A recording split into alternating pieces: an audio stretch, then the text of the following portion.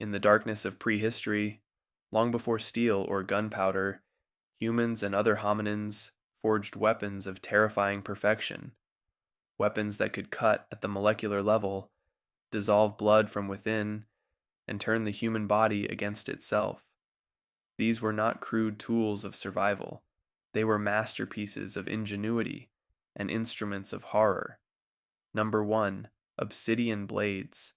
Imagine a lone hunter crouched beside a volcanic flow at dusk. He strikes the black glass with precision. A razor edge emerges, so sharp it catches the last light like liquid. Under an electron microscope, a modern surgical scalpel looks like a jagged saw, torn at the molecular level, but an obsidian blade tapers to a single molecule thick, just 30 angstroms wide. Volcanic glass, formed when lava cools faster than crystals can grow, creates a perfect amorphous solid with no grain boundaries to weaken it. A skilled napper can guide its conchoidal fracture into edges that slice tissue at the cellular level. In 1987, Dr. Lee Green at the University of Alberta proved it. Obsidian scalpels produced cleaner cuts on rat skin, with dramatically less trauma and faster healing. The blade split cells cleanly in half. Steel simply tore them apart. To the Aztecs and ancient cultures across 3 continents, obsidian wasn't just a tool.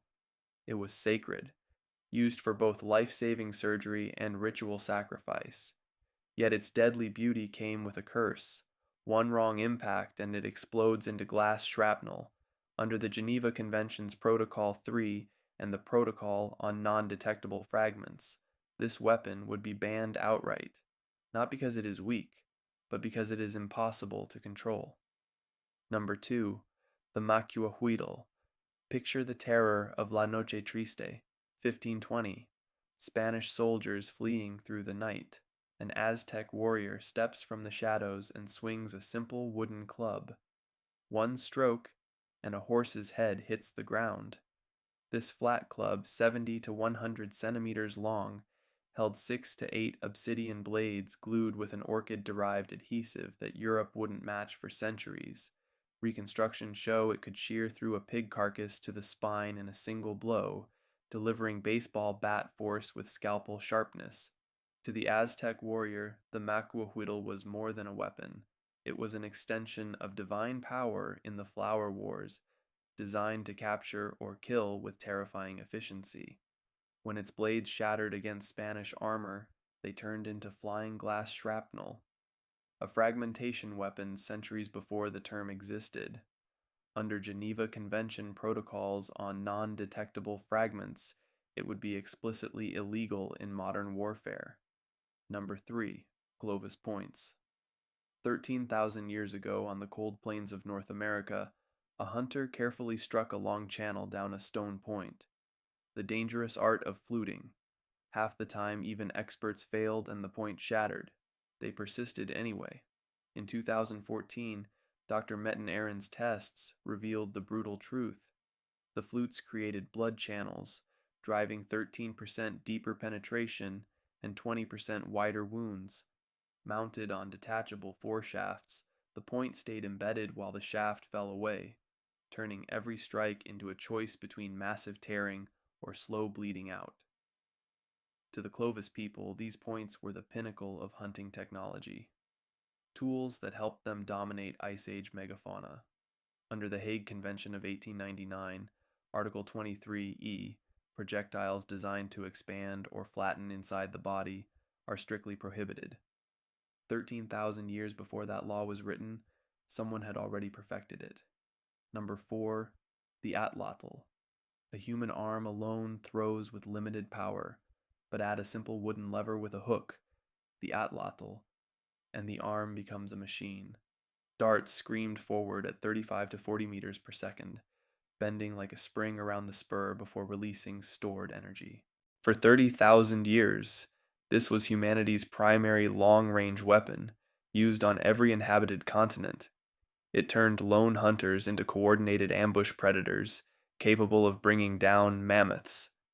In modern legal terms, it functions as a mechanical force multiplier, placing it squarely in a dangerous gray zone under arms control interpretations. Number 5. The poison arrows of the San Bushmen. Deep in a South African cave 24,000 years ago, someone smeared toxin on a bone point. The San of the Kalahari refined this into silent death using Diamphidia beetle larvae. The toxin punches holes in red blood cell membranes, dissolving the victim's blood from the inside. No antidote exists. The clever detachable link shaft kept the poison tip embedded, releasing venom slowly. Death came over 1 to 5 agonizing days while the victim remained conscious.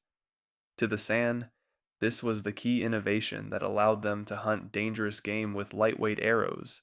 Under the Chemical Weapons Convention of 1993, any chemical that causes death through its action on life processes is banned. These arrows meet every single word of that definition. Number 6. The Schöningen Spears.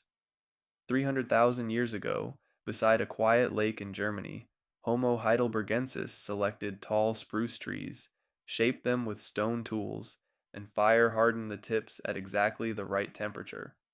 The finished spears, nearly 2.3 meters long, were perfectly balanced like modern javelins. They were found among the butchered remains of at least 20 horses. This was not scavenging. This was planned, coordinated group hunting. A species that came before us built aerodynamically optimized weapons we have barely improved upon. Because they were made by a non-human hominin, these spears might be the only ones on this list that could technically pass modern Geneva Convention review. Number 7. Human Bone Daggers of Papua New Guinea. In the Sepik River region, a warrior carefully ground the tibia of his deceased father into a dagger. The weapon was not just steel, it carried the spirit and strength of his ancestor. A 2018 Dartmouth study showed these human bone daggers were mechanically superior, withstanding 31% more stress than alternatives. The tip was designed to splinter deep inside the wound, guaranteeing fatal infection. Under Article 35 of Protocol 1 to the Geneva Conventions, weapons designed to cause superfluous injury are prohibited. These ancestral daggers cross that line without hesitation. Number 8. Ancient lead sling bullets. A 30-gram lead bullet, slung at 60 meters per second, carried the kinetic energy of a .44 Magnum.